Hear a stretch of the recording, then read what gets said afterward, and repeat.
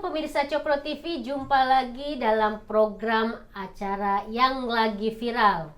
Seperti biasa, di program ini bersama saya Nong Darol Mahmada dan saya ditemani oleh Belmondo Scorpio. Saya Kajito El Kayodi. Ya, yang lagi viral sebenarnya banyak nih ya. Ada masih terkait ini yang kalau Capres kita menunggu tanggal 10 Desember ini. Katanya Ibu Megawati akan mengumumkan calon presiden untuk 2024 dari partainya nih. Ini bikin semua orang menunggu apakah Pak Ganjar Pranowo akan dicapreskan secara resmi oleh partai ini. Tapi itu nanti aja kita bahasnya setelah tanggal 10 ya. Iya. Namun ini terkait pemilu 2024 yang lagi rame ini terkait justru sistem pemilunya nih. Baru-baru ini kalau nggak salah kemarin ya, di hari Selasa kemarin itu dari 9 partai di DPR itu 8 partai menginginkan sistem pemilu itu proporsional terbuka. Jadi ceritanya ke MK itu ada yang mengajukan judicial review untuk Undang-Undang Pemilu pasal 168 ayat 2 ya tahun 2017 yang menginginkan dikembalikannya lagi sistem proporsional ke tertutup. Jadi memilih partai. Padahal sudah 5 kali pemilu ya. Itu kita melakukan sistem yang proporsional yang artinya mencoblos orangnya kan. Kalau misalnya pemirsa Cokro TV memilih waktu pemilu nih kan, misalnya senang sama calegnya siapa nih, Belmondo misalnya kan, dicoblos itu Belmondo bukan partainya, meskipun kemudian suaranya itu lari ke partai gitu. Nah itu akan dikembalikan lagi tidak seperti itu, jadi justru hanya memilih partai, kira-kira seperti itu loh gampangnya. Nah untuk kita mengetahui secara lebih buat pemirsa Cokro TV, apa sih bedanya sistemnya yang terbuka dan sistemnya yang tertutup ini, kita akan bahas di sini ya. Ini semoga bisa membantu pemirsa mengetahui atau lebih terang benderang lah soal apa sih kok rame di DPR, kenapa sih digugat ke MK, kenapa kok PDIP ngotot ke proporsional tertutup, kenapa yang 8 di luar PDIP itu tetap ingin mempertahankan proporsional terbuka. Kita mulai aja dari siapa? Dari senior lah tetap. Oh senior, Iya. Bro Kajito. Yang punya ide dia, tapi tak apa. Ini ya pengantar aja ini. Iya, pengantar. Bersikap juga dong Bro Kajito. Bersikap. Sebagai Saya jelas. orang PDIP, saya Bukan. mendukung gitu kan. Dasar kamu. Bukan, nanti yang dicalekan malah repot saya. Dicalegkan. Jadi memang ide ini agak aneh ya, setelah beberapa kali dari sejak 1999 ya, pemilu dilakukan secara terbuka, ini kok mau dibalikin ke tertutup ya. Dan yang mengusulkan, saya baca tadi itu PDIP yang mengusulkan ya, makanya kenapa PDIP yang setuju atau menginginkan ini kembali ke tertutup ya, karena memang sejak awal memang kemungkinan memang datang dari PDIP. Jadi saya ingin membicarakan tentang motif ya dari proporsional tertutup dan terbuka ini. Artinya bahwa sebenarnya ini isu elit, isu yang hanya dipahami atau hanya penting bagi calon legislatif, bagi elit partai. Selain itu nggak penting. Politisi lah. Bagi politisi ya, mau terbuka, mau tertutup, efeknya apa ke rakyat nggak ada, gitu loh. Tapi bagi calon legislatif ini penting banget, terutama yang baru ya. Terutama dari mereka yang tidak punya akses pada elit partai. Kalau yang pandai menjilat, pandai setor upeti misalnya, itu Ini yang nggak jadi punya prestasi. Ini menguntungkan ya? menguntungkan. Jadi apapun yang mereka lakukan, mereka nggak kerja, mereka nggak kampanye, nggak apapun, kalau mereka proporsional tertutup, mereka langsung dinaikin. Gitu Yang loh. penting dapat nomor atas. Nomor Dapat 1. nomor atas. Nomor atas. Dan itu yang memutuskan partai. Iya. Nah, itu masalahnya di situ.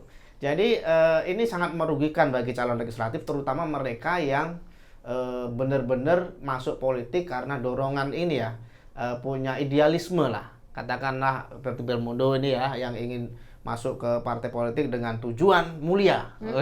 Anak daerah gitu kan, datang ke Jakarta semangat tinggi. jihad. Caleg gitu kan. Ingin mengubah budaya tradisi Tradisi politik yang buruk politik gitu. di parlemen, katakanlah begitu. Dan orang-orang seperti ini akan tersingkir kalau dikembalikan pada pola lama, jadi proporsional tertutup ya. Artinya bahwa ini memang sebenarnya menguntungkan elit ya dan merugikan calon legislatif yang baru. Tapi ada dampaknya juga ya kalau kita dibikin Dampak baiknya. Dampak baik. dampak buruk. Oh, dampak buruk. buruk. Dampak buruk juga bagi terbuka. Tadi yang dampak buruk bagi tertutup. Ini dampak buruk bagi terbuka. Sebenarnya kalau proporsional terbuka itu juga nggak menutup kemungkinan munculnya sosok baru yang berduit.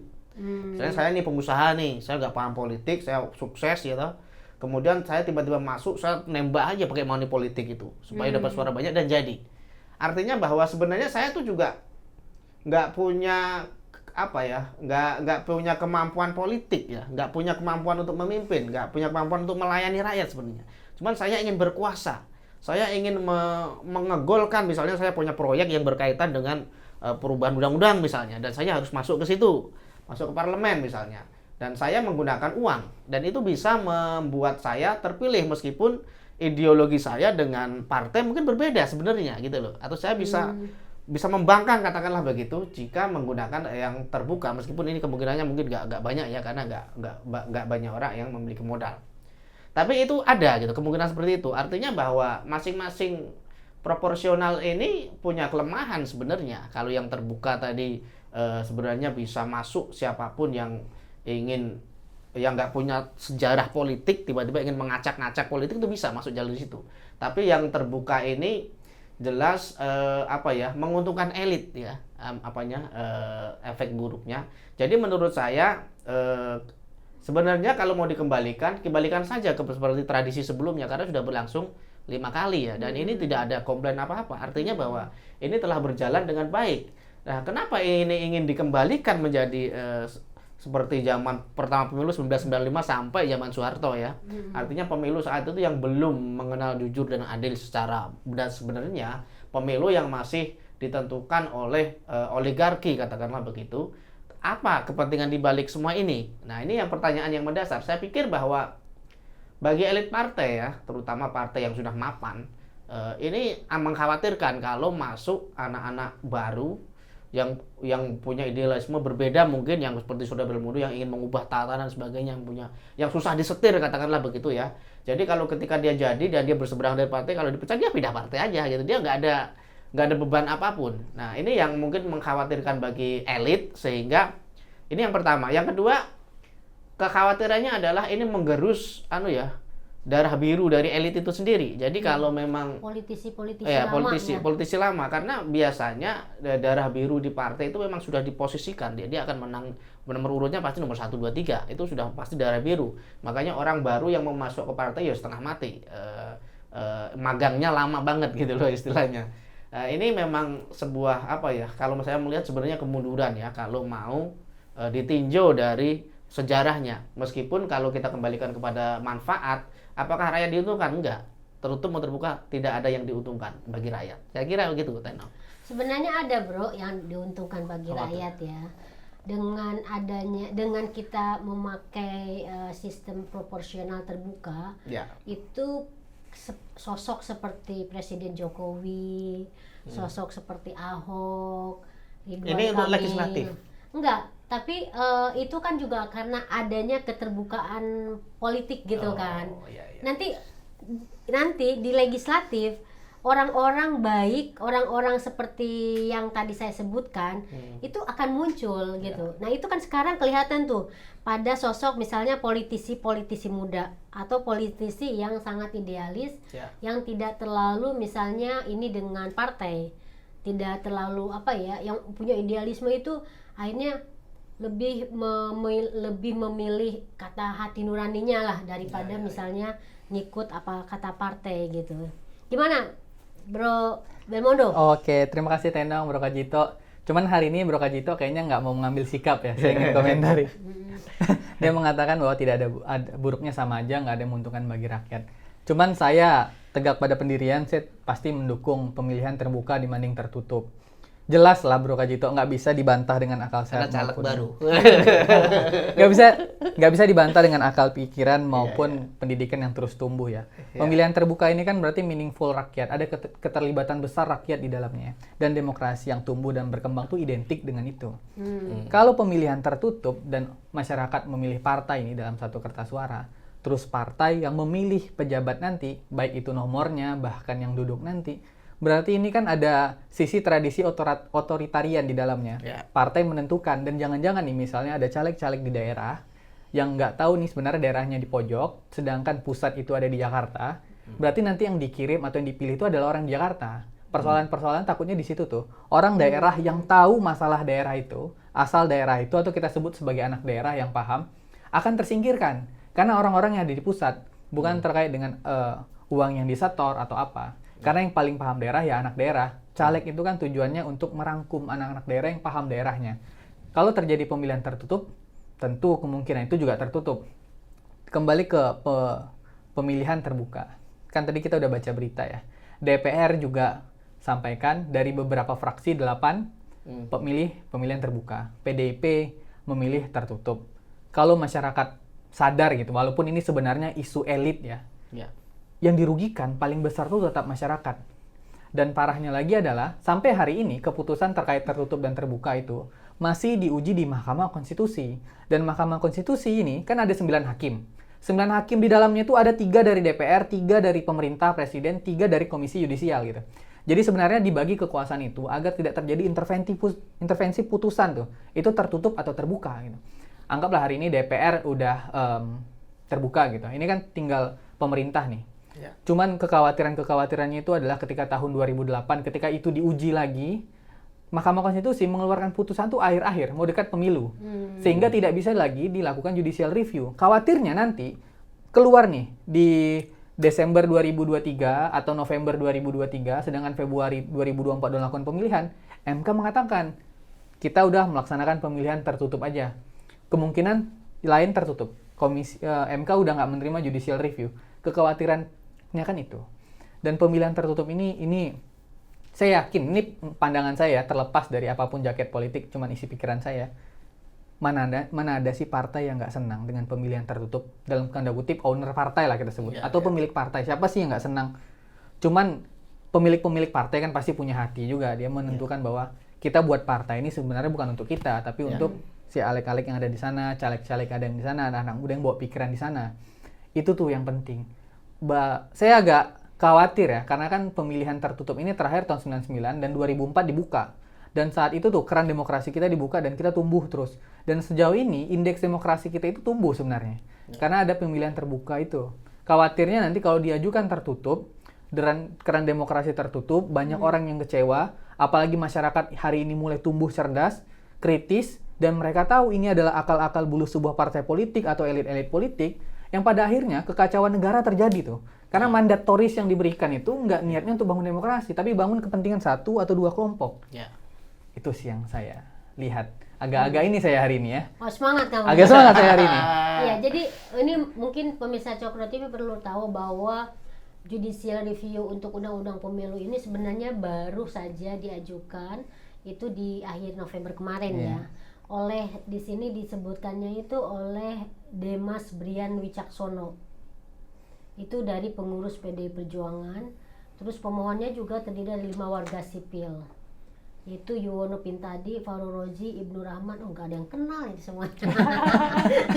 Nggak kenal. Nggak ada yang kenal. Nah, tapi maksudnya gini, bahwa ini dari PDIP dan kemudian dibahas di tingkat DPR, legislatif, dan kemudian keputusannya seperti yang tadi disampaikan 8 partai menolak judicial review, jadi tetap memegang pada hasil keputusan MK sebenarnya di tahun 2008 yang memutuskan sistem pemilu itu adalah proporsional terbuka. Dan ini yang menarik sebenarnya, alasan kata Sekjen PDIP Mas Hasto ya. Kenapa kembali lagi ke proporsional tertutup, itu katanya itu dalam rangka supaya tidak terjadi yang namanya liberalisasi politik, bro. Paham ya. Padahal sementara kalau ngelihat dari penjelasan dari Bro Belmondo justru itu kan baik ya. Karena di situ bermunculan kan orang-orang yang istilahnya tertarik dengan politik karena soal mungkin meritokrasi ya, bukan karena ditentukan oleh partai, darah biru dan lain-lain. Setuju nggak bro dengan alasannya? Saya ingin menanggapi dulu. Nggak mau jawab dia Tenong. Jadi ada dua hal yang saya agak keberatan sebenarnya. Yang dari Belmondo ya? Dari dosen Yang mana yang keberatan, Mas? Tadi yang mengatakan Bagus bahwa ini jadinya nih. kalau tertutup yang terpilih itu orang-orang dari Jakarta. Ya nggak gitu, soalnya itu yang pertama ya. Karena ada namanya daerah pemilihan dan itu otomatis kalau ada daerah pemilihan orang-orang yang ada di daerah tersebut gitu ya. Tidak, ini sekali lagi kita bicara soal caleg dulu. Ini bukan capres ya atau calon apapun eksekutif ya. Jadi kalau legislatif memang hubungannya sangat erat dengan partai dan ini sebenarnya berkaitan dengan partai tadi. Jadi yang pertama tadi mengenai daerah pemilihan ya. Kalau seorang dari daerah misalnya, dia bisa memilih di daerahnya sebenarnya. Nggak perlu dari Sumatera Utara datang ke Jakarta, nggak harus gitu loh. Mereka bisa, karena mereka lebih mengenal daerahnya, bisa mencalonkan dari sana. Jadi ini kan nggak tertutup kemungkinan begitu ya. Ini nggak ada urusan dengan tertutup maupun terbuka. Orang bisa dipilih dimanapun daerah pemilihannya. Kemudian tadi yang kedua adalah menurut saya yang tertutup ini nggak selalu menguntungkan elit partai sebenarnya. Ini dialog saya dengan Bro Uki kemarin ya, saya dialog sebenarnya narasi dia saya pinjem ini bahwasanya ketika proporsional tertutup katakanlah begitu, itu caleg-caleg yang di 3 ke bawah itu nggak mau kerja malah. Oh, itu jelek berarti dampak Jelek jeleknya malah. kan? Itu dampak jeleknya ke partai seperti itu. Nah, ini siapa yang dirugikan? Partai baru.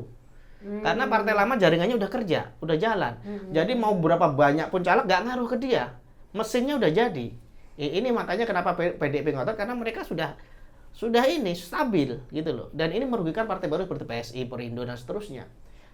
Maka oleh sebab itu sebenarnya kenapa ini kalau diusulkan tertutup misalnya, itu merugikan partai sebenarnya. Yang dirugikan tuh elit partai sebenarnya ya, yang masih membangun jaringan. Tapi kalau jaringannya sudah oke sih ya nggak masalah. Mereka sudah nggak butuh banyak-banyak caleg gitu loh.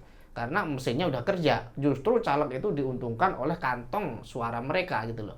Hanya tinggal mau kampanye apa enggak, itu aja.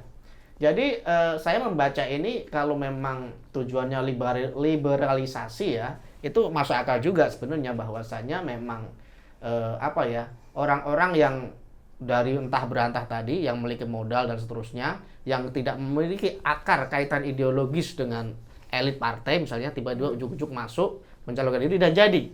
Sementara orang yang sudah dikaderkan lama misalnya ya, sudah berjuang, sudah magang lama di partai, yang kebetulan mungkin dananya nggak cukup besar, dia hanya punya relasi saja ke partai, dan ini nggak jadi. Ini bayangkan dilema ini gitu loh. Kalau saya pemilik partai misalnya, dan ada orang yang dekat dengan saya, yang magangnya udah lama dengan saya, tapi giliran proporsional terbuka seperti ini, dan dia mungkin kurang cakep juga mengelola wilayahnya, daerah pemilihannya, akhirnya dia kalah dengan pendatang baru yang memang tokoh di situ, yang punya modal, punya kapital, yang meskipun nggak punya ikatan ideologis dengan partai. Ini jadi liberalisasi itu maksudnya begitu. Jadi ini benar kayak pasar dibuka. Siapa yang punya modal, ayo beli seperti itu. Sementara mereka yang punya akar ideologis, keterikatan yang sangat kuat dengan partai, malah kesepakatannya kecil karena bersaing dengan pasar tadi, dengan mereka yang memiliki kapital yang kuat. Tadi terkait pertanyaan Tenong, tadi soal apa tadi? Iya, soal pemilu sistem atau saya tanggapi dulu kali ya? Oh, silakan nanti ini. ditanggapi habis yang tertutup, yang terbuka itu yang tapi udah dijawab ya? Udah soal termasuk berarti. liberalisasi Oh iya, itu. udah. Oke, ditanggapi Oke, berarti. saya tanggapi dulu. Sumpah saya nggak sepakat, Mas.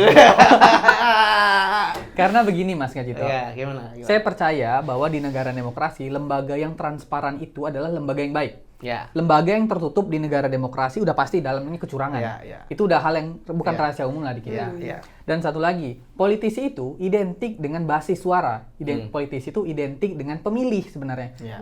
Bukan identik dengan dekat sama para elit partai dan bawa ideologi partai. Betul. Karena partai bagi saya, bagi negara demokrasi, itu adalah sebuah wadah untuk mengkaderisasi sesuai dengan DNA partai yang didirikan. Ya. Dan beberapa orang yang ingin jadi politisi pasti punya idealis yang sama partai itu, kemudian disinkronkan apabila dia mau mendaftarkan diri sebagai caleg ya. Pasar bebas di sini bukan berarti sebebas-bebas itu. Ya. Ada tanggung tanggung jawab di sana. Ada fasilitas-fasilitas yang diberikan sebenarnya sehingga orang itu dipilih. Betul. Nggak ujuk-ujuk kalau Mas Kajito bandingkan tadi sama ini adalah seorang yang tinggal di daerah itu, basis suaranya di situ, penguasa wilayah, sama orang yang udah magang di partai, dekat sama elit, punya DNA partai. Ini nggak apple to apple.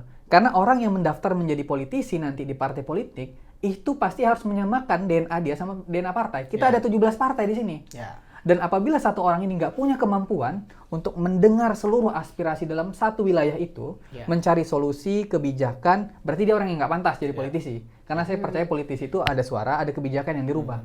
Tertutup, menutup kemungkinan itu. Tertutup, bukan memilih, kalau tadi kan Mas Kajito bilang, ini kan nggak berarti ujuk-ujuk orang di Jakarta tiba-tiba ke Sumatera Utara gitu ya. Persoalannya kalau saya bukan di situnya, nggak sampai. Kalau saya melihatnya gini, si elit punya keluarga di Sumatera Utara misalnya. Si elit karena punya kedekatan, punya DNA yang sama dalam tanda kutip ini iya gitu, tentu dia milih itu. Gimana dengan tokoh di Sumatera Utara yang sebenarnya DNA-nya sama, cuman nggak punya kedekatan sama elit partai, dia ingin sistem pemilihan kompetisi terbuka, membawa ide terbuka, punya pasar yang sama. Itu tertutup jadinya. Dan hal-hal ini yang sebenarnya menurut saya harus dihindari. Kalau dipilih mana baiknya otoritarian atau liberalisasi, tentu saya memilih bagus kita politik liberalisasi, tapi dengan batasan-batasan tertentu. Ini otoritarian gitu. Kalau saya melihatnya begitu. Ya Mas Kajito ikut aja lah, nggak usah dipaksa Mas. Jadi saya nggak setuju. Masih nggak setuju Mas? Ya saya nggak setuju. Artinya bahwa Bro Belmondo ini masih menganggap, ini saya nggak memihak sebenarnya ya, tapi saya ingin mendudukkan logika saja. Bahwa proporsional tertutup itu bukan berarti menutup demokrasi, bukan. Itu hanya istilah saja, tertutup dan terbuka. Kita bisa gunakan istilah lain sebenarnya. Jadi tapi lebih ke dampak ini sih bro, lebih kepada peran parpolnya itu. Kalau pada tertutup itu lebih sangat dominan kembali, gitu loh. Meskipun dalam yang terbuka itu juga ada peran, tapi lebih kepada memberikan ruang banyak kepada anggota legislatifnya dibandingkan yang tertutup gitu. Makanya ini tadi kan saya bilang kelebihan kekurangan. Artinya bahwa pemilihan terbuka dan tertutup sama-sama punya kelemahan, sama-sama punya kelebihan sebenarnya. Tapi kalau disuruh memilih, itu terkembali pada masing-masing gitu loh. Saya nggak punya partai masalahnya. Jadi menurut saya bahwa ambil contoh lah ketika kader seperti Fahri Hamzah nggak sesuai dengan PKS misalnya, itu bisa gugat-gugatan lama dan PKS harus membayar denda. Bayangkan, bisa terjadi perselisihan yang begitu konflik yang begitu panjang, memakan waktu dan seterusnya. Ini bisa terjadi. Ini bayangkan bahwa Fahri Hamzah itu kader loh, jadi dikader dari awal oleh PKS. Bayangkan kalau orang yang nggak ada kedekatan dengan elit, ujuk-ujuk masuk dan merasa punya pengaruh dan nggak cocok dengan elit partai, nggak usah, ya udah saya keluarin, atau dia main gugatan akhirnya dan seterusnya. Dan ini terjadi konflik ya, dan menghabiskan energi yang nggak perlu. Saya pikir ini ya dampak yang tidak ingin dikehendaki oleh elit. Saya bukan membela elit tertentu ya, saya ingin mendudukkan logika saja bahwa proporsional terbuka pun sebenarnya membuka celah itu. Artinya orang asing, orang yang punya kapital tadi bisa mendesak masuk. Dan ketika dia nggak sesuai dengan ideologi, jangan salah, ada yang nggak sesuai dengan ideologi. Kemudian dia bubar karena dia memiliki daerah pemilihan dan merasa dia powerful. Ya nggak masalah, nggak penting baju apa yang saya pakai, jaket apa. Saya tinggal pindah partai kok. Misalnya Pak Karwo sudah nggak cocok Demokrat, dia pindah kembali lagi ke Golkar misalnya, seperti itu. Itu karena bukan kader asalnya. Jadi orang luar yang masuk ke partai tertentu karena ingin mendapatkan akses politik misalnya begitu. Jadi kembali lagi soal proporsional terbuka atau tertutup, mana yang lebih baik? Saya pikir kedua-duanya baik dan kedua-duanya juga punya kelemahan gitu. Tergantung pribadi masing-masing. Bagi seorang caleg yang baru seperti Bro Belmondo misalnya, tentu yang terbuka yang lebih menguntungkan gitu loh. Tapi misalnya saya sudah berkali-kali masuk misalnya ke satu partai dan saya biasanya menang gitu loh. Saya pengen main aman dong. Yang mending saya ya tertutup. Kalau saya sudah jelas dekat dengan ketua umum, misalnya begitu, bro. Oke, memang kalau Mas Kajito ini kan pasti memikirkan untuk mementingkan dirinya karena udah lama di partai gitu ya. Saya dengan kategori atribusi atau caleg baru pasti memilih yang terbuka. Sebenarnya berangkat logikanya juga nggak dari situ Mas Kajito. Berangkat logikanya adalah rakyat tuh harus dekat sama apa yang mereka pilih gitu. Kalau mereka nggak dekat, ini persoalannya gitu. Dan kalau Mas Kajito bilang elit-elit partai itu pasti menginginkan sesuatu yang pakem ya, atau partainya bagus ya, punya kekuasaan penuh atas partai. Ya. Saya rasa nilai-nilai untuk membangun partai itu nggak di situ ya. Nilai-nilai untuk bangun Indonesia kan nggak di situ. Utopis kita dalam bernegara itu kan maunya ada seorang kaya atau orang yang punya biaya gitu ya bangun partai, dalam hal ini ya dana-dana itu untuk digunakan kepentingan rakyat gitu, untuk pertumbuhan rakyat. Bukan hanya ambisius kekuasaan yang kemudian melahirkan oligarki koneksi sebenarnya. Ini sebenarnya kekhawatiran mendalam yang kita harus hindari gitu. 98, 99, Orde Lama, Orde Baru sudahlah. Kita kan masuk ke reformasi. Orang harus berpikir tumbuh dan berkembang. Nggak boleh pakem pada satu kekuasaan yang akhirnya dia kendalikan dan masyarakat nanti pada akhirnya bisa murka gitu. Kekhawatirannya sampai di situ, Mas Kajito. Betul. Jadi gini, ini poin yang menarik dari Belmondo soal sistem proporsional tertutup dan proporsional terbuka. Tanpa mengabaikan yang disampaikan oleh Kajito soal bahwa kedua sistem ini ada dampak baik dan ada dampak buruknya. Tapi poin yang paling penting adalah bahwa kita itu dalam berdemokrasi kan jangan sampai mundur, ya kan? Itu yang pertama. Yang kedua bahwa ketika memilih anggota-anggota DPR itu kan wakil rakyat. Dikhawatirkan dengan adanya sistem proporsional tertutup itu tidak mengkonekkan dengan rakyat. Jadi wakil elit, bukan wakil rakyat. Jadi wakil partai, bukan wakil pilihan rakyat. Sebenarnya concernnya itu kalau saya pribadi juga ke situ sih. Makanya kalau misalnya ini seandainya MK memutuskan menerima review yang tertutup itu lebih ke situ sih. Kalau saya juga ngelihatnya seperti itu, bro. Tapi tanpa closing nih, saya langsung aja bahwa ini sebenarnya kita masih wait and see ya.